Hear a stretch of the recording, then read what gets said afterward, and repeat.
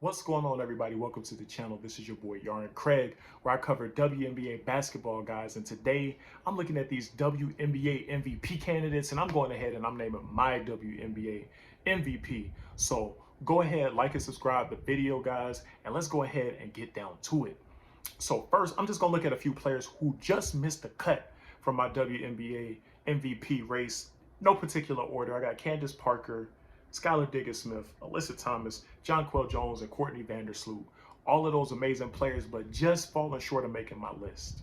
So getting right to it, I want to go ahead and look at my top five, with the number one person who I believe is definitely for sure going to win the WNBA MVP. So let's talk about it. At number 5, I got Sabrina Inescu of the New York Liberty.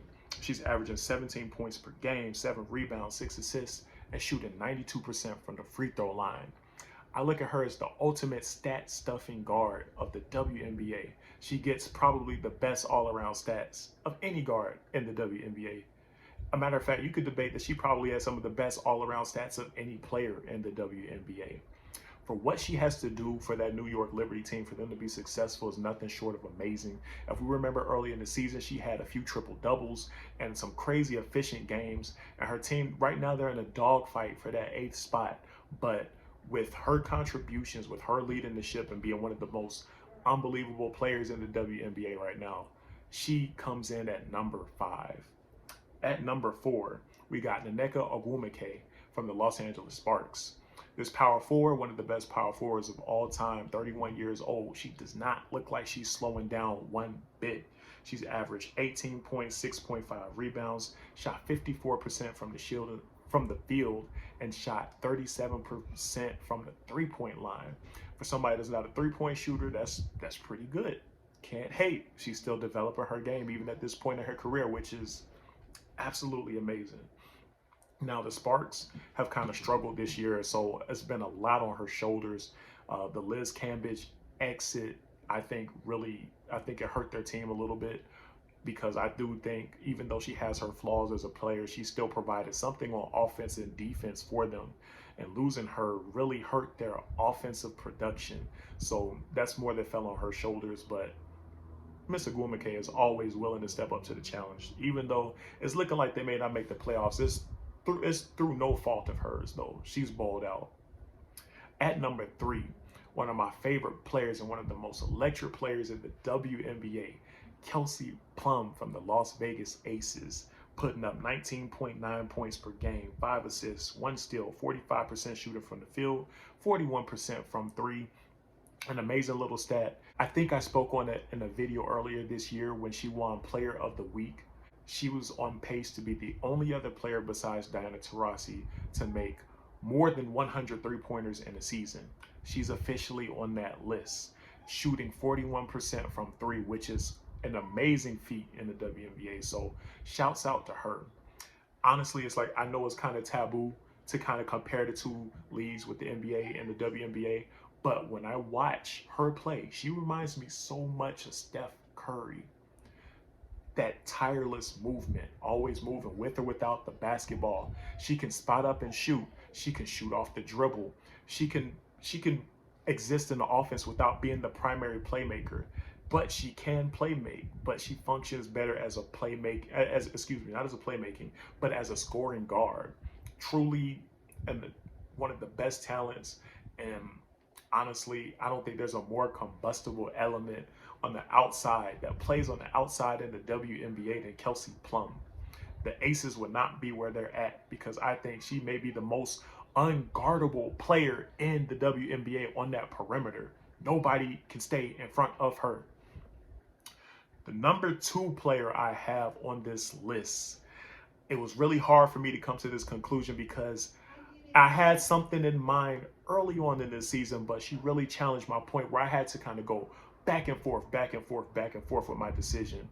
But I eventually settled on Brianna Stewart being the number 2 player, the number 2 ranking in this WNBA MVP list, with averages of 22 points per game, which leads the league, 7 rebounds, 2.8 assists, 1.8 steals, 1 block, 47% from the field, 39% from 3.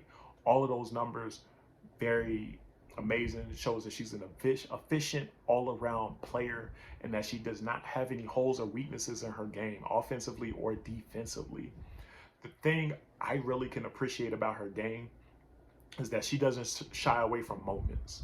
She takes big shots, she makes big shots, but she's very methodical. She doesn't take a lot of bad shots. She doesn't take a lot of shots that don't look like they're not possible for her to make. So I love that about her as a player. Defensively, she tends to be in the right spots. Rebounding wise, she tends to be in the right spots. I absolutely love her game as a player. She just misses that MVP spot. And I'm not even mad if somebody puts her at the #1 spot because honestly, I was this close to doing it myself. But for that #1 spot for the WNBA MVP, I ended up settling on Las Vegas Aces A'ja Wilson. And if you all have seen my videos, you guys know I was very high on her early this season, and I was calling her MVP pretty much around week 1 or 2 of this season.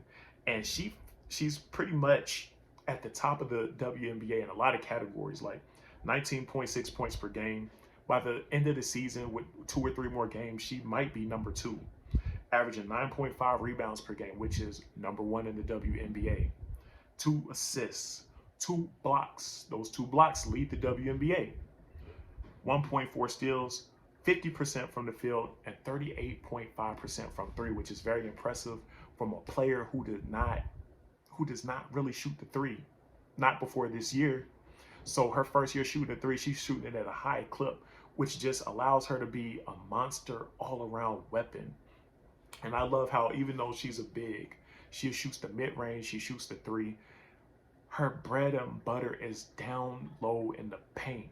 She is one of the best scorers in the paint and has some of the best footwork in the WNBA in the paint, and I absolutely love it.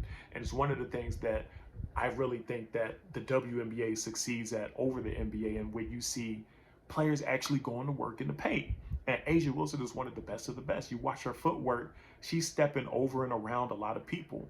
But not just that, when she drives to the basket, she's strong enough to where she can bully a lot of players, bump them out of her way, going up strong all of the time.